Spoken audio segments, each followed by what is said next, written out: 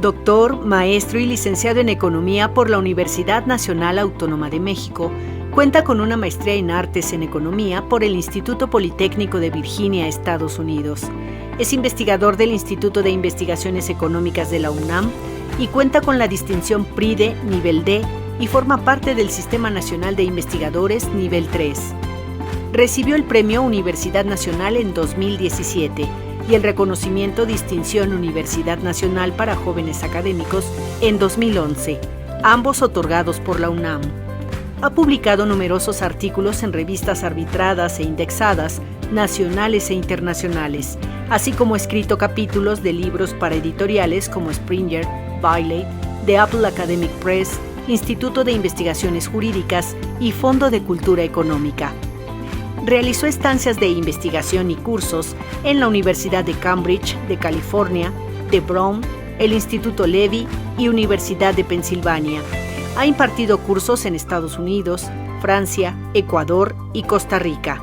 Actualmente es director del Instituto de Investigaciones Económicas de la UNAM. Pues aquí estamos con el doctor Armando Sánchez Vargas.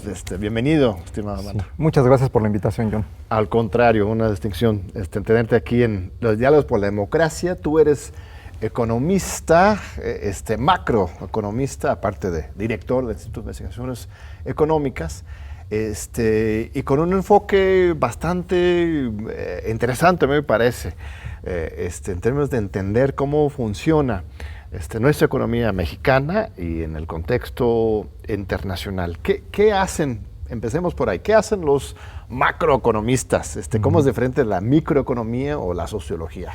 Exacto, sí.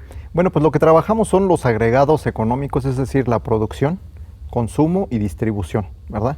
En una escuela más amplia, lo que tratamos siempre de abordar es la distribución del ingreso, es un problema muy importante, no solo cuánto producimos, cómo lo producimos, sino también cómo lo distribuimos, es importantísimo. O sea, todo lo que es la manera en que se genera valor en una economía y las políticas públicas que pueden intervenir al respecto. Y es un campo en disputa constante, ¿verdad? ¿Cuántas escuelas de pensamiento hay? Bueno, hay la marxista, la keynesiana, la neoclásica, ¿cuántas más? Hay nuevo keynesiana, nuevo neoclásica, etcétera, son muchísimas, de hecho. Nuevo neoclásico, o sea, doblemente nuevo. Exacto, sí, reciclaron, ¿no? Las mismas ideas y es la más actual, digamos, pero son las mismas ideas del liberalismo económico.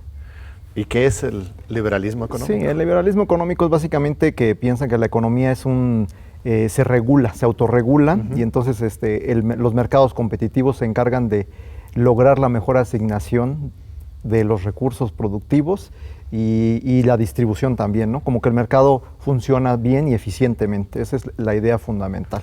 Y solito, sin que nadie le meta mano, el laissez-faire, ¿no? Exactamente, sí. Lo cual es contrario a una idea más de tipo economía keynesiana, le llamamos, donde reconocemos que hay desequilibrios económicos, que la distribución del ingreso ciertamente no es tan justa, que la producción también depende de la intervención del gobierno. El gobierno es un ente que regula mercados imperfectos. Entonces son dos visiones muy encontradas, ¿no? Entonces esta visión keynesiana de John Maynard Keynes es que el gobierno tiene la responsabilidad de generar los equilibrios. Exactamente. Pero el peligro ahí es que si el gobierno mete mano, va a querer también sacar para él y no siempre tiene los mejores intereses, ¿no? Exacto. Sí, no, por eso también el gobierno pues tiene que tener una regulación, ¿no? Eso ya pasa a ser parte de lo que sería la parte política, ¿no? La parte más sociológica de cómo debe de funcionar un sistema económico. Hace algunos años yo recuerdo sorprendido leyendo ahí un editorial del Financial Times, ¿no? Que es una de las revistas, el The Economist justamente bien, aunque también el Financial Times le está pasando lo mismo, en que de repente pareciera uno leer como una especie de mea culpa, ¿no? De que los mismos voceros del gran capital financiero internacional que tantos años defendía esto del neoliberalismo, de dejar el mercado solo, se estaban dando cuenta de que no, que hace falta intervenir, ¿no? Esto ya es un nuevo consenso global de la necesidad de equilibrar las cosas, o todavía hay radicales pro neoliberales hoy? Sí, no, pues a partir de la crisis del 2008 y ahora con esta última crisis sanitaria, pues ha habido mucha gente que ha levantado la voz, ¿no? Y han mencionado que pues precisamente los paradigmas o las ideas que existían en torno al funcionamiento perfecto de los mercados y que si los dejábamos que funcionaran solos, pues iba a haber la mejor asignación de los recursos, pues ya ha sido muy criticada y eso ha llevado a que también nuevos autores postulen que hay que regresar a que los mercados deben de regularse, no necesariamente van a llevar a los mejores resultados y entonces pues hay una discusión grande a nivel mundial, eso es lo que nos han traído las crisis, ¿no? Sí, y alguien como Thomas Piketty, ¿no? ¿Quiénes son los líderes en este nuevo pensamiento? Sí, no, en Europa, por ejemplo, Piketty con su libro, ¿verdad? Está retomando ideas que inclusive tienen que ver con marxismo, ¿no? Donde se reconoce pues que el sistema capitalista no es un sistema autorregulado y eficiente, sino que se requiere intervencionismo, ¿no? Intervención del gobierno, pero para bien, para regular, para distribuir la riqueza y todas aquellas imperfecciones que el mercado no resuelve de manera clara y que ya lo vimos, ¿no? O sea, ya hay evidencia muy concreta de que no necesariamente el dejar libre mercado va a permitir eso. Y la pandemia dices que tuvo un impacto en particular en este sentido, ¿verdad? Sí, porque ha generado mucha pues pobreza, ¿no? A nivel internacional, ha generado caídas en el Producto Interno Bruto, el empleo, y entonces pues está en una situación de crisis siempre tendemos a razonar y reflexionar realmente los problemas de una manera más crítica, ¿no? Entonces yo creo que ha habido ya una gran reflexión mundial y ya no hay una sola predominancia de una escuela, ¿no? De economía. ¿Y crees entonces que vamos a aprender de esta pandemia o ahora que ya pase vamos a regresar a las viejas formas de organizar las cosas? Pues eso es algo cíclico, ¿no? En el 29, en la crisis, con la crisis se tomó un paradigma que 1929. Exacto, para poder resolver los problemas de crisis y entonces comenzó una etapa que fue de crecimiento y de menor inflación, como resultado precisamente de la intervención del gobierno y de la resolución de los problemas que trajo consigo el modelo de liberalismo económico previo a esa crisis. Ahora estamos en otra etapa de crisis donde nuevamente empieza a reconocerse que la intervención del Estado es importante, que no se autorregulan los mercados de manera completamente eficiente y es precisamente lo que dejan las crisis económicas, ¿no? ¿Ves un símil entonces entre la Gran Depresión a principios del siglo XX y la gran pandemia junto con la crisis 2008 y las otras crisis después del siglo XX? Es una comparación histórica legítima. Es algo muy cíclico. La superación del liberalismo, ahora del neoliberalismo. Exacto. Pero cuidado, después de la Primera Guerra, pues tuvimos la Segunda Guerra, tuvimos el neofascismo también, no solo el estado del bienestar, ¿no? Cierto, sí. No, de hecho surgen ideas de ambos lados, ¿no? Tanto ideas en las ideas más ortodoxas económicas y las ideas más heterodoxas se enfrentan y bueno, al final, no sabemos en la política, en la esfera política, dónde vayan a terminar las cuestiones, ¿no? Hoy en el gobierno actual se ha hecho un planteamiento de también superar al neoliberalismo, ¿no? Incluso Andrés Manuel López Obrador ha hablado sobre repetir la hazaña de Benito Juárez, ¿no? Que separó la iglesia y el Estado, ahora lo público y lo privado, ¿no? Despedirnos del neoliberalismo y generar otro modelo, ¿no? Y en lugar del trickle down, ¿no? Del derrame, más bien desde abajo de la pirámide con las becas y los apoyos sociales, estas cosas. Ahora que estamos pues ya 4 años, ya en la segunda mitad, muy avanzada del sexenio, ¿ves que estamos realmente despidiéndonos del modelo neoliberal o no tanto? Yo diría que es heterogéneo. Hay sectores donde hemos tenido un comportamiento muy asociado a políticas muy ortodoxas y por otro lado donde se han tomado medidas muy progresistas, ¿no?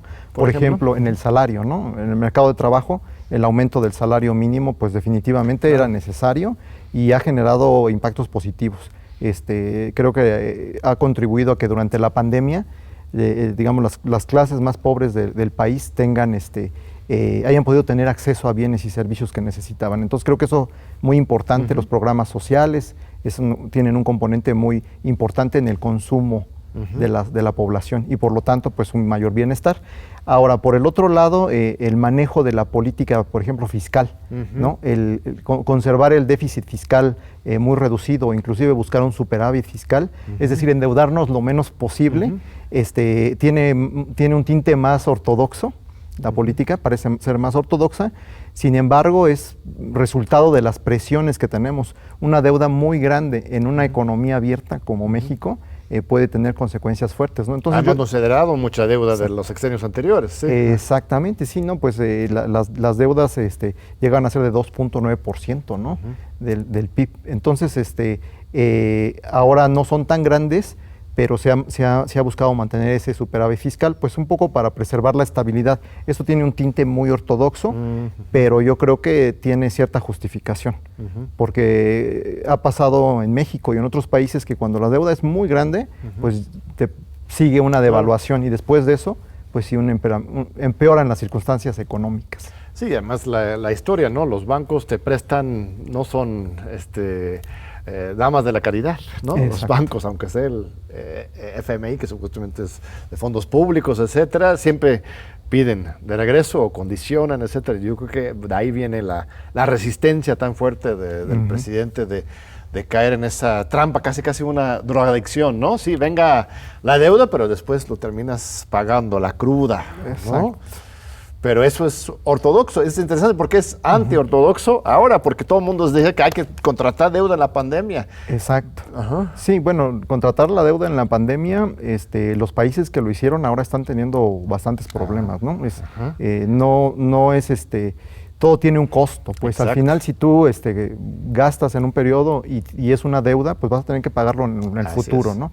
Entonces eso creo que yo por mi parte pienso que fue importante mantener la deuda no tan alta y apoyar a las clases más desfavorecidas en gasto de consumo, ¿no? Que les apoyó, eso creo que es importante. Aunque la forma pues, estructural para salir de este problema no es ni con endeudamiento ni con austeridad, sino con una reforma fiscal. Aumentemos los impuestos. Bueno, ya están cobrando los impuestos ya existentes, eso está muy bien. Grandes empresas han tenido que devolver y pagar lo que debían, gran avance. Pero el siguiente paso sería eso, ¿no? O sea, nuestra tasa impositiva sigue siendo muy baja, ¿no? Comparativamente, internacionalmente. Sí, de hecho tenemos tasas impositivas muy bajas. Sin embargo, creo que el componente importante es la inversión. Ok. O sea, está comprobado que en las economías el componente que dinamiza la producción, el empleo, más contratos, mejores salarios, es la inversión. Okay. Entonces yo creo que debería de hacerse una reforma fiscal efectivamente para tener más ingresos, para aumentar la obra pública, inversión en infraestructura que está demostrado que genera empleos y arrastra a la inversión privada cuando hay una complementariedad entre inversión público-privada. Entonces yo creo que la reforma fiscal es importante porque te va a permitir generar más gasto social, ¿verdad? Para las clases más desfavorecidas, pero también te va a permitir invertir en obra pública, que eso es lo que necesitamos en este momento para reactivar la economía y conectarla bien con el sector privado, pequeña empresa, mediana empresa. Y estos megaproyectos como el aeropuerto, la refinería, el Tren Maya, el plan transísmico, vienen esta idea también, no sé, las grandes obras ayudan o no estás hablando de ese tipo de obras. Ese tipo de obras son las que dinamizan regionalmente, ¿no? Entonces yo creo que ese tipo de grandes obras de infraestructura se realizaron en México durante décadas. Pero hubo zonas muy olvidadas en ese tipo de infraestructura y hoy día se está realizando en ciertos espacios. El problema de la inversión en infraestructura es que consumen tantos recursos que no es posible distribuirlas de manera equitativa a lo largo del país. Y si quisiera el gobierno invertir más en obras de infraestructura, necesita recurrir al déficit, a la deuda. Y entonces es un poco limitado el proyecto. Por eso es que precisamente se requiere reforma fiscal, para que el gobierno tenga más ingresos y pueda gastarlos en generar ese tipo de proyectos, pero complementarlos también con la participación de la gente. Es decir, la pequeña y mediana empresa Claro. es lo que da el 60% de los empleos en el país. 60%. Alrededor del 60%. Entonces, si se lograran conectar esas empresas grandes de infraestructura con las familias, ¿verdad? Y también con los pequeños empresarios, medianos empresarios, e inclusive la gran empresa, eso es lo que más dinamiza. ¿Y lo ves que esto está ocurriendo, aunque sea empezando a ocurrir en este sexenio? ¿O Yo no creo tanto? que sí, en cierta forma esos grandes proyectos de infraestructura lo están haciendo, pero regionalmente. Sin embargo, la derrama, ¿verdad? Hacia toda la economía, pues se va a observar en esas regiones, no a lo largo de todo el país. Entonces, por eso es que es tan urgente tener recursos para poder gastar. Pero políticamente hablando, yo sé que tú eres economista, el terreno político es quizás terreno del otro instituto, ¿no? Social, pero políticamente es factible aumentar los impuestos, porque eso es lo que, recuerdo, Rafael Correa, presidente de Ecuador, se atrevió a hablar, si quiere, sobre un posible impuesto sobre las herencias, ¿no? Sobre la propiedad, y se generó un lío en las calles y casi lo tumban a su gobierno. Hay controles muy fuertes que ponen límites, ¿no? O estamos exagerando en ese tema. O sea, podríamos hacer nuevos impuestos realmente y salir con esa salida. Sí, fíjate, la recaudación o la cantidad de impuestos que tú tienes en un país depende básicamente de que tengas crecimiento en el país. Claro. Entonces, por eso es que hablo yo de inversión. Claro. A mayor inversión vamos a tener más empleos, todos van a tener más ingresos y eso va a generar mayor posibilidad de pagar. Ahora, por el otro lado, también es importante que la reforma fiscal, pues la gente pague lo que tenga que pagar. Claro. Eso es importantísimo, ¿no? Y que creo que también es algo que han estado haciendo, ¿no? Ha habido algunos cambios fiscales donde ahora la gente está pagando lo que corresponde. Sin embargo, hay que ampliar la base tributaria también, ¿no? El número de gente que paga. El sector más formal, ¿no? Exacto, formalizar a mucha gente que está fuera de ese sector, pero también yo creo que la dinamización de la inversión generaría crecimiento económico, y el crecimiento económico es lo que va a generar impuestos. Muy bien, Armando. Un segundito porque vamos a un corte y no se vayan, ahorita regresamos para continuar con este fascinante diálogo con un gran economista, el director del Instituto de Investigaciones Económicas de la UNAM, el doctor Armando Sánchez. No se vayan. Aquí seguimos con Armando Sánchez. Muchas gracias, Armando. Gracias. Otro tema muy candente, muy actual, es el de la inflación. Esto es algo que estamos sufriendo no solamente en México, sino en el mundo entero. Y entiendo que está relacionado también con la pandemia. ¿Qué está pasando en México y en el mundo? ¿Por qué están subiendo los precios tan rápidamente? Sí, básicamente hay dos situaciones importantes, ¿no? Con la pandemia se obstruyeron digamos, el intercambio de mercancías a nivel mundial, y eso elevó los costos de transporte, costos de transacción, todo esto se elevó, y eso pues todos los productores lo absorben y lo cargan en los precios. Suben sus precios porque suben sus costos. Entonces es una inflación de costos. Eso básicamente por un lado, ¿no? Por el otro lado también hubo, los gobiernos tuvieron que intervenir para evitar los impactos fuertes sobre la población. ¿Con qué? Con mayor gasto, flexibilizando las tasas de interés, haciendo más accesible el crédito a las personas, etcétera. Eso también es una inflación por el lado de la demanda, es decir, también cuando hay mayor cantidad de dinero, pues sube también la demanda. Entonces hay inflación por dos fuentes, de demanda y de oferta. Aunque desde mi punto de vista lo que más está afectando es una inflación que está asociada con los costos de producción, con todas estas problemas que hay en las transacciones a nivel mundial, ¿no? De los productos necesarios, por ejemplo el caso del litio, ¿no? Que se necesita para los automóviles, para los celulares, como hay escasez de ese producto porque hay intercambio mundial y ha estado obstruido por la pandemia, pues también tenemos esa situación de elevación de precios. Por el otro lado, la guerra, ¿no? La guerra en Ucrania, todos los conflictos internacionales. Ahora tenemos también el conflicto con China y Estados Unidos, que también en cierta forma genera incertidumbre. Y entonces todas esas fuentes, esas tres fuentes, generan una elevación de precios en Estados Unidos y en otros países y se traspasan a México. Y también nosotros tenemos igual problemas de costos. Entonces yo creo que básicamente ahorita el problema de la inflación tiene que ver más con costos. Pero nos están pasando los costos a los consumidores, a los ciudadanos. Nos toca pagar los platos rotos. de un problema mundial, pero que al final de cuentas no me parece justo. O bueno, igual es una palabra inadecuada para ti, ¿no? Pero para los analistas macroeconómicos clásicos, es injusto, ¿no? ¿Qué se puede hacer para...? Pues la inflación es un impuesto, ¿no? Y es el impuesto más injusto que dicen que existe. Pero en realidad yo creo que en una economía globalizada es inevitable.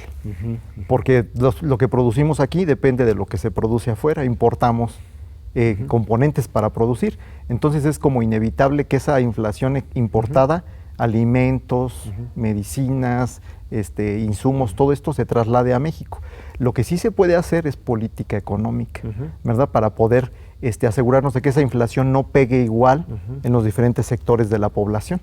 Como ya sabemos, pues los sectores, por ejemplo, el sector obrero tiene pues un mayor impacto de la inflación porque ganan menos.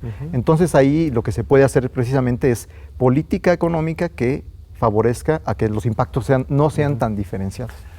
Y otro pequeño detalle es que tenemos hasta en la Constitución la obligación del Banco Central de cuidar, pues sobre todo y en primer lugar, la inflación por encima del tema del empleo, porque esto es, luego la cura es peor que la enfermedad, ¿no? Ya de por sí estamos sufriendo la inflación y luego la reacción es vamos a frenar la economía.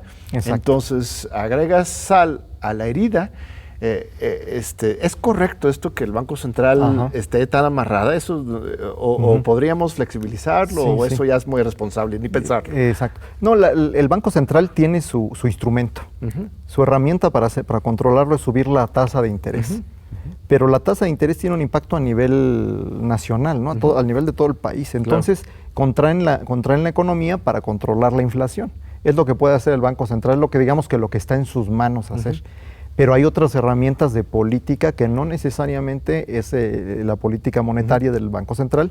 También tenemos a la Secretaría de Hacienda, ¿no? Y también tenemos una política de gasto.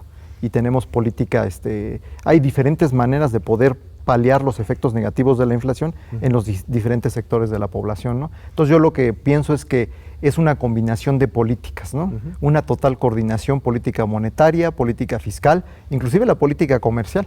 Porque si nos están llegando mercancías muy caras, pues también hay herramientas de política comercial que se pueden utilizar. Pero ahí también tenemos las manos amarradas.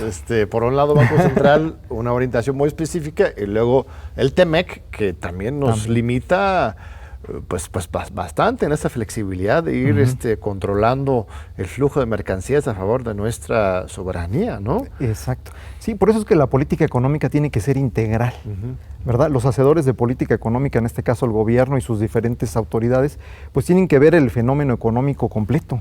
O sea, hay que ver la inflación, la producción, el tipo de cambio, una serie de variables macroeconómicas que tienen que estar observándolas y ir haciendo un ajuste fino de las diferentes políticas para que podamos pues llegar a la mejor situación para toda la población. Si tú tuvieras aquí al presidente López Obrador, al secretario de Hacienda, Rogelio Ramírez de la O, ¿qué serían algunas sugerencias estratégicas que harías como para superar este problema de inflación en general? Exacto, sí, pues ahí básicamente yo creo que hay que pensar que tenemos que generar crecimiento económico que aunque los precios sean altos, permita que haya ingresos para la población. Entonces, como dijimos, es un poco inevitable esa inflación importada, pero podemos, por ejemplo, permitir que ciertas mercancías sean más baratas, que los insumos, etcétera. Entonces, yo creo que lo fundamental ahorita para que el país crezca y estemos mejor es que haya mayor inversión, ¿no? Mayor inversión pública acompañada de inversión privada. Esa complementariedad permitiría generar empleos. La política salarial es muy importante y entonces yo creo que han hecho mucho bien en que se ha elevado el salario mínimo. Hay que mantener el salario mínimo creciendo, no necesariamente con la tasa de inflación. Hay que permitir que crezca porque eso representa también consumo y el consumo reactiva la economía. Entonces también al final del día eso tiene que tomarse en cuenta, ¿no? Entonces como yo digo, es un fenómeno complejo, es algo complicado y los hacedores de política tienen que verlo de manera integral, ¿no? No solo ver el control de la inflación, sino también la producción, el intercambio, el TEMEC es importante, no se puede uno salir de eso, es importante. La energía, hoy día los precios de la energía va a ser para los próximos años, ese va a ser el tema.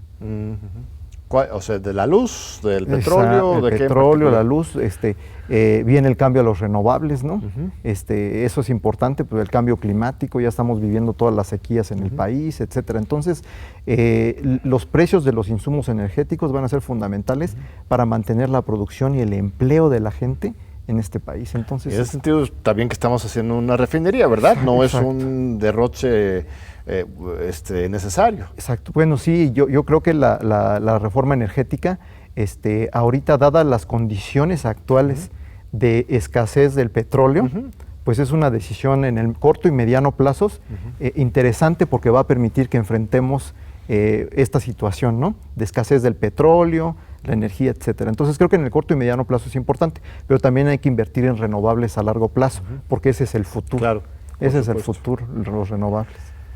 Estamos por celebrar 30 años del Tratado de Libre Comercio. Fue en 94, ¿no? El saldo en general es positivo o negativo. ¿Cuáles son los pros y las contras? ¿Cómo estaríamos hoy si no hubiéramos firmado este Tratado 94? ¿Y cuáles podrían haber alternativas? Yo sé que ahora igual estamos ya amarrados, pero ¿cuál es la evaluación que tienes o que en general? Sí, yo creo que en los 90 era una decisión que era una tendencia mundial, ¿no? Era un poco inevitable la apertura. La globalización fue un fenómeno mundial, empujó a todas las economías a incorporarse. Entonces, creo que no era algo que se podía evitar, más bien había que tomarlo, incorporarse de la mejor manera. O sea, acceder a los máximos beneficios de poder estar ahí incorporado en ese comercio internacional. Yo creo que ha beneficiado mucho a México, porque pasó de ser un país con una manufactura muy, muy limitada a hoy día tenemos una industria manufacturera exportadora grande, que sin embargo tiene el problema de que no tiene un componente tecnológico muy alto, y entonces exportamos mucho, pero no son con un gran valor agregado las mercancías que maquiladoras, pero eso es somos lo que maquiladoras. son, ¿no? Entonces crecimos, digamos, muy limitados. Sí crecimos, generamos empleo y se genera intercambio con la economía norteamericana. Estamos bien sincronizados con la economía norteamericana. Si a la economía norteamericana le va mal, nos va mal a nosotros. Y eso se vio ahorita en la Carstens, ¿no? Les da gripa y nosotros, ¿qué decía? Bueno, les da un estornudo y nosotros nos da gripa, ¿no? El 80% de todo lo que exportamos va a Estados Unidos. Y eso nos tiene muy atados. Y es peligroso eso, ¿no? Sí, yo creo que hay que diversificar. O sea, el libre comercio debería también de llevarse a cabo con países de Sudamérica, Centroamérica. Tenemos un mercados hay que ver hacia el sur, ¿no? En Latinoamérica creo que hay posibilidades de exportar también hacia allá, para no estar tan limitados y cuando haya una crisis en Estados Unidos nos pegue tan fuerte. Sobre todo lo que dices, la política industrial, o sea, que genere innovación tecnológica, Exacto. que haya vínculos entre esas empresas, que muchos son internacionales, propiedad extranjera, con las pequeñas y las medianas empresas mexicanas. Exacto. O sea, todo ese trabajo de que el comercio deje su sedimento y su inversión en nuestro país, ¿no? Sí, exactamente. La política comercial tendría que enfocarse hacia eso, ¿no? A permitir que no solo se suban a la exportación los grandes productores, sino también permitir que haya un encadenamiento, que las empresas pequeñas y medianas logren encadenarse a las empresas que saben generar mayor valor agregado, y así mismo se podría generar más sinergias. ¿Y cómo se hace eso? ¿Con incentivos fiscales, con empresas públicas? ¿O pues pasa desde la política de ciencia y tecnología, claro. donde le permitas que las empresas tengan el acceso a la tecnología para que puedan ser más productivas y más competitivas, hasta la política salarial. Entonces, todo un conjunto de políticas que tienen que permitir que los medianos productores y pequeños productores pudieran subirse al tren de la exportación, ¿no? Y además diversificado, no necesariamente a una sola economía como estamos hoy día hacia Estados Unidos. Muy bien, no, pues muchos retos todavía. Muchos retos. Cuéntame un poco sobre el Instituto de Investigaciones Económicas, que ya has sido director unos 4 años y medio. Acá estás empezando el segundo periodo. ¿Cuáles han sido algunos de los logros históricos del instituto y también de tu gestión? ¿Y cuál es el futuro? ¿Cuáles son tus planes? Sí, el Instituto de Investigaciones Económicas tiene ya una gran tradición. En 1968 fue que obtuvo su formación, digamos, era parte de la Facultad de Economía, de la Escuela de Economía, y pasó a ser instituto en el 68, durante el rectorado de Javier Barrios Sierra. Bueno, durante esas décadas, siempre una preocupación de este instituto ha sido trabajar en pro de la solución de los grandes problemas nacionales. Sí. Entonces siempre ha tenido un enfoque hacia allá, hacia ofrecer soluciones, sobre todo pensando en una reflexionar sobre las políticas públicas y económicas necesarias para ofrecer mayor bienestar a la población. Esa siempre ha sido una preocupación no solo del instituto, sino también de la UNAM. Creo que la UNAM siempre tiene una vocación social y ha estado enfocada hacia allá. Hoy día, pues bueno, el instituto es un instituto muy maduro. Tenemos ya pues alrededor de 70 investigadores y 50 técnicos académicos. Entonces es un instituto maduro, un instituto que está produciendo en buena medida, pero siempre enfocado a los problemas nacionales, ofreciendo soluciones. Ahora el nuevo proyecto, nosotros lo que queremos hacer es que tengamos una mayor difusión de nuestros materiales, y que tengamos mayor influencia a nivel de la política económica, ¿no? Vincularnos a los diferentes actores sociales, al gobierno, a las empresas, a la sociedad en general, ¿no? Y nuestros investigadores generalmente han colaborado. Si tú les preguntas, hay gente trabajando con las familias en centros, digamos, diferentes regiones urbanas, en el sur, en el norte del país. Entonces hay una gran preocupación social, ¿no? Eso es principalmente el motivo. El proyecto es que hagamos más extensivo eso, ¿no? Y que además pues aumentemos nuestras posibilidades de docencia, ¿no? Impartir más clases, hacerlas más accesibles a toda la población mexicana. También en investigación, difundir mucho mejor esos materiales que nosotros publicamos y que tienen soluciones, muchas soluciones que son necesarias para este país. Y finalmente difusión, ¿no?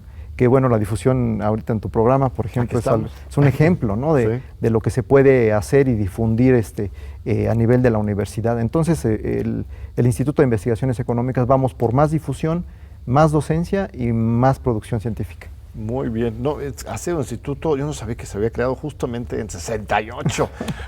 Con razón, ¿no? Tiene una tradición de pensamiento crítico de izquierda, para decirlo abiertamente, aunque obviamente es plural la planta de investigadores. Y es algo muy, yo creo que especial, entre la Facultad de Economía y el Instituto de Investigaciones Económicas. Hay pocos lugares en el mundo, quizás, donde todavía hay pues tanta pluralidad dentro de los economistas, porque me consta que en los Estados Unidos cada día se cierra más y más. O sea, la escuela neoclásica, neoliberal, domina todo, y está bien que tengan su lugar, pero ya no hay espacios para el debate, discusión. Y aquí, en el Instituto, en la Facultad, en la UNAM, hay una pluralidad, una biodiversidad ideológica y de metodológica que creo que en pocos lugares tenemos en el mundo, incluso, ¿verdad? Sí. No, la universidad en general yo creo que es un ejemplo de esa pluralidad, ¿no? Y refleja gran parte de la sociedad mexicana en la forma de pensar, la forma de trabajo, las formas de organización. Entonces, el instituto, pues como parte de la universidad, siempre ha tenido eso, ¿no? Tenemos enfoques diferentes. O sea, dentro del instituto hay gente que trabaja con las diferentes escuelas de pensamiento, ofreciendo soluciones en diferentes rutas. Eso siempre nos ha caracterizado y nos enorgullece. Sí, ¿no? Claro. Y también ser críticos, eso es muy importante, y eso creo que siempre ha caracterizado a nuestro instituto. Muy bien, estimado Armando, pues vamos a un segundo corte y ahorita regresamos para la última parte de nuestra entrevista muy fina, muy importante, aquí con el director del Instituto de Investigaciones Económicas, el doctor Armando Sánchez. No se vayan. Aquí seguimos con el doctor Armando Sánchez. Gracias por seguir con nosotros. Gracias, Armando, por la generosidad de tu tiempo. En tu vasta obra, un tema que me llamó particularmente la atención son los estudios que has hecho sobre el trabajo doméstico, ¿no? Cómo contabilizarlo, cómo tomarlo en cuenta, y en general la diferencia de género en la contribución a la economía. Un tema específico para empezar con la polémica, aunque llévamelo donde quieres llevarlo. Aquí estuvimos hablando con Karina Batiani, la secretaria ejecutiva de la Claxo, y estábamos hablando sobre la posibilidad de que se incluyera en el Producto Interno Bruto, esa medida dura y objetiva del tamaño de una economía, pues el trabajo doméstico, aunque no se cotice en el mercado como tal, o sea, se paga a los que son contratados al respecto, pero incluso pues el trabajo de cuidados en la casa, aunque no se compren, se vende. O sea, esto es una posibilidad, realmente tomar en cuenta todo este trabajo no reconocido en las cifras nacionales. Sí, y yo creo que sí. Definitivamente ahí hay una producción de valor de las mujeres, de parte de las mujeres, que no está contabilizado, pero que además termina el no saber qué magnitud de ese trabajo no se paga, pues también lleva a que no lo valoremos, ¿no? Entonces es importantísimo que ese trabajo no pagado tenga que medirse, y se puede. De hecho, ya existen encuestas en México, ¿no? Tenemos la encuesta nacional de uso de tiempo, donde ahí se mide cuánto tiempo invierten las mujeres de trabajo pagado y no pagado en el mercado laboral y en casa. Está medido ahí, ¿no? Y yo creo que eso es el camino, es ir perfeccionando esa encuesta y llevarla a las cuentas nacionales, ¿no? Llevarla como ha pasado también con el ambiental, ¿no? La parte ambiental también hace unos años no había un apartado en las cuentas nacionales donde se midieran también el producto ecológico, ¿no? Ya se ha hecho algunos intentos, no han evolucionado demasiado, pero creo que va hacia allá. Si no lo medimos, no vamos a saber cómo pagarlo. Exacto, si no se mide, pues no, ¿cómo vamos a intervenir? O sea, muchas veces el crecimiento económico genera daño ecológico. Exacto. Y tienes que saber cómo pesar esas diferencias y hasta generar nuevas mediciones. O sea, una cosa es contemplar el trabajo no remunerado o el mercado informal dentro del PIB, pero el otro es generar nuevos índices que tomen en cuenta el daño ecológico, que tomen en cuenta el bienestar, o sea, realmente que podemos ver hasta qué punto la economía está satisfaciendo las necesidades, ¿no? Sí, exacto. A nivel mundial hay una tendencia también, ¿no? A pensar ahora más que en crecimiento económico y generación de riqueza como en términos de producción, también de otras medidas, ¿no? Que tienen que ver con el bienestar. El individuo no solo depende de los recursos materiales a los cuales puede acceder, también hay recursos emocionales, ¿no? Claro. También hay sentirme bien en mi trabajo, sentirme integrado en mi sociedad. Entonces eso también se tiene que medir, ¿no? Eso es importante. El tiempo libre. El tiempo libre. Vale mucho. Exacto, sí, no, yo estoy convencidísimo de eso. El sueño de Marx, ¿verdad? Decía, ¿no? Que una vez que llegamos al reino de las mercancías y que todo está resuelto, las necesidades básicas, podríamos ya en la época plenamente la utopía economista, comunista, ¿no? Escribir poesía en la mañana, pescar en las tardes, estar con los hijos en la noche. Lo verdaderamente valioso es eso, la humanidad, y no la estamos midiendo como tal, pero ya hay nuevos esfuerzos al respecto. Sí, no, a nivel mundial hay varios esfuerzos para medir bienestar, y yo creo que hay en desarrollo muchas teorías actualmente al respecto, y esas teorías llevan a mediciones, y esas mediciones están ahorita en trabajo. Ya mismo en el instituto hemos publicado en los últimos 2 años 2 libros sobre bienestar y su medición, etcétera. Entonces yo creo que es algo importante que hay que hacer. Por ejemplo, los mexicanos trabajamos mucho más que los alemanes, ¿verdad? ¿Cómo se compara más o menos la jornada de años, de horas a la semana? Sí, no, en horas a la semana, inclusive sabemos que en Alemania a veces los viernes ya trabajan mediodía, o a veces ni siquiera, ya tienen jornadas laborales de 4 días, ¿no? Así es. En México trabajamos inclusive fines de semana, eso suele suceder en muchas familias. Yo creo que hay que hacer un poco más accesible el bienestar a las familias en términos de más horas disponibles para poder satisfacer otras necesidades que no son materiales. Vacaciones, los alemanes tienen 2 meses, casi 3, ¿no? Un obrero que tiene esa cantidad de vacaciones. Exacto, ¿no? sí, sí. Y eso forma parte de las prestaciones, ¿no? Del trabajo también asalariado. Entonces también ahí hay mucho por hacer en ese tipo de política. Pero sería responsable, por ejemplo, hoy en México, hablar de una jornada laboral de 35 o 30 horas a la semana, o pues no? yo creo que tendría que ser un objetivo, ¿no? Quizás no algo realizable en el corto plazo, pero tendría que ser un objetivo de que las personas puedan tener el acceso no solo a los bienes materiales, sino también al tiempo y el disfrute de ese tiempo. Porque ahorita estábamos hablando con la abogada laboralista Susana Terrazas, ¿no? Que hablaba de que en realidad la jornada laboral hoy es de 45, puedes contratar a la gente hasta 48 horas. Claro. Entonces, por lo menos tendríamos que limitarlo en 40. Exacto. ¿No? Sí, sí, no, pues es el resultado de la flexibilidad laboral, ¿no? El trabajo en México es muchas veces informal, y entonces en ese sentido pues no hay una protección también de ciertos derechos, ¿no? En términos de jornada laboral.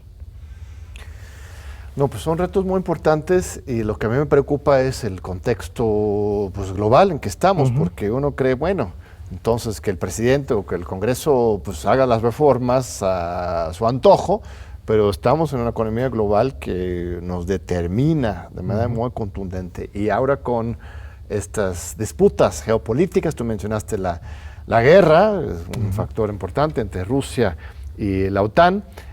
Esa es la guerra caliente, pero también está la guerra fría, la nueva guerra fría entre China y los Estados Unidos. China va a ganar al final de cuentas, ¿verdad? O sea, China lleva la ventaja al final. Bueno, ahorita no, los Estados Unidos es más fuerte, pero en términos de trayectorias es inevitable, ¿no? ¿O sí. no? Bueno, en trayectoria económica China lleva ya mucha ventaja, inclusive está aventajando a la economía norteamericana, ¿no? Entonces, ese poderío económico en términos de generación de riqueza, organización, etcétera, pues lo convierte en una potencia, ¿no? Entonces China, pues bien puede ya competir con Estados Unidos, y en términos, ya hemos visto en las últimas semanas, ¿no? El enfrentamiento en términos de hegemonía, ¿no? Claro. Cómo China ya piensa en poner ciertas restricciones a Estados Unidos y a la inversa, y ese enfrentamiento pues va a terminar también va a tener impactos económicos, pero también geopolíticos. Pero dices que la economía china ya está. Sí, es una economía fuerte, es una economía ya muy robusta y que tiene pues capacidad de exportar a todo el mundo, ¿no? Ya, inclusive se llegó a hablar de que era la fábrica a nivel mundial, ¿no? de los productos. Y además, pues con cierta más control interno sobre su propia economía, ¿no? Porque los Estados Unidos, por ser una economía tan abierta, ¿no? Al final de cuentas, no tiene tanto control político sobre su propia economía, mientras los chinos sí, ¿no? Sí. No, de hecho China se dieron cuenta hace ya años que tienen un mercado interno muy fuerte que les permite no solo producir, sino vender ahí mismo. Entonces ellos empezaron a hacer una estrategia de un poco más de distribución del ingreso para que tuvieran un mercado fuerte. Entonces ellos tienen un mercado fuerte, pero tienen mercados de exportación en todo el mundo. Entonces eso les va a permitir una fortaleza económica para la próxima década, cuando Estados Unidos debilitó su capacidad productiva, ¿no? Claro. ¿Y sigue siendo una economía comunista como tal, o ya no tanto? Pues yo creo que es más bien, en el discurso es una economía comunista, pero yo creo que ha aprovechado muy bien el capitalismo a nivel internacional, ¿no? Ha colocado sus mercancías, la producción, el acceso a la tecnología. O sea, yo creo que tiene una organización más bien asociada a cierto capitalismo, más asociado hacia un Estado, ¿no? Claro. Un capitalismo tal vez estatal, más impulsado por el Estado que en Estados Unidos, ¿no? Estados Unidos es más la empresa, ¿no? Esos grandes empresarios, es un enfoque muy diferente.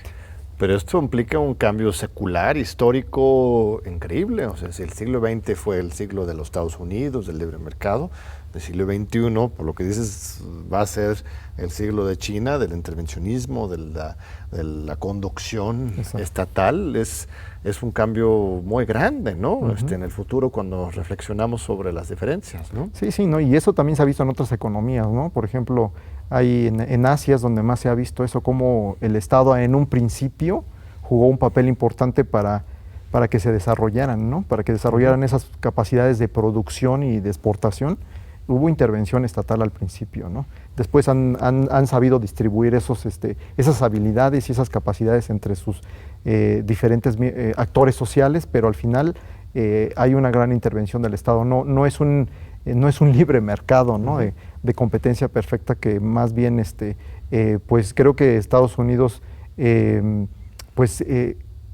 la forma de pensar de la apertura total les llevó a que ahora son dependientes, ¿no? En el consumo de muchos bienes, y hasta apenas están tratando de retomar una especie de industrialización, y pues están empezando a imponer algunos aranceles, etcétera, pues para también mantener su propio mercado y su capacidad productiva interna. Entonces ahora va a ser un juego internacional de cómo saber hacer la combinación buena entre exportar, pero al mismo tiempo también mantener un mercado interno fuerte, robusto, que te permita crecer. Y creo que ahí va más hacia la regionalización. Y ahí juega México. Exacto. La última visita, Andrés Manuel López Obrador, nuestro presidente, a Washington, bueno, los últimos dos, ya ha hecho varias visitas y ha retirado la misma idea de que México está de la mano con los Estados Unidos en este conflicto geopolítico, geoeconómico. No nos queda de otra, ¿verdad? ¿O sí?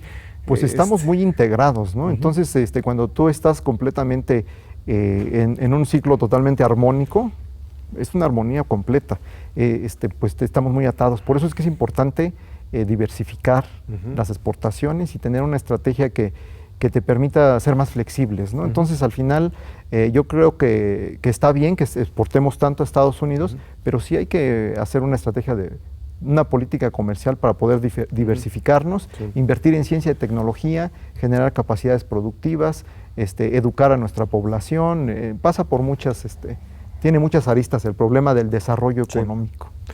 Y China es dueño de una gran parte de la deuda de los Estados Unidos, ¿verdad? Estaba leyendo eso, no sé si la tercera parte, la mitad. O sea, tenedor de los bonos públicos del gobierno estadounidense, ¿no? Sí. No, y los flujos de capital ahora que determinan la estabilidad en una economía, estabilidad del tipo de cambio y todo esto, pues es importante ahorita, ¿no? Una economía puede deteriorarse, su capacidad de seguir creciendo en el futuro por la incertidumbre que se genera con esos flujos de capital también, resultado de una liberalización financiera, no solo una liberalización comercial, sino también financiera. Pero entonces, ¿el dólar tiene sus días contados? El dólar, pues ya tiene competidores, ¿no? Ya los chinos, pues bueno, ya es un competidor fuerte, entonces el dólar sigue siendo todavía la moneda por excelencia, ¿verdad? Con una capacidad de compra como reconocida porque es una potencia mundial. Sin embargo, ahora ya no tiene la hegemonía total y vienen pues años muy interesantes sobre qué vamos a ver con respecto al dólar. ¿Qué tal el latino? Una moneda latinoamericana, ¿no nos convendría? El latino, bueno, pues podría ser, aunque ahora con las criptomonedas y todas esas nuevas tendencias mundiales, creo que va por ahí. Inclusive los bancos centrales van a tener que evolucionar, ¿no? Y creo que ya todos lo están contemplando, evolucionar hacia este tipo de monedas. Esto no es solamente una moda, entonces, no, las criptomonedas, uno ve los anuncios y cree que es una moda pasajera, pero no, está para quedarse. Exacto. Porque en ese sentido los estados pierden capacidad de tener el control sobre la creación de dinero, ¿no? Pero eso está mal, ¿no? O sea, esa es la utopía ultra neoliberal, ¿no? Exacto. Entonces las criptomonedas genera mucha incertidumbre.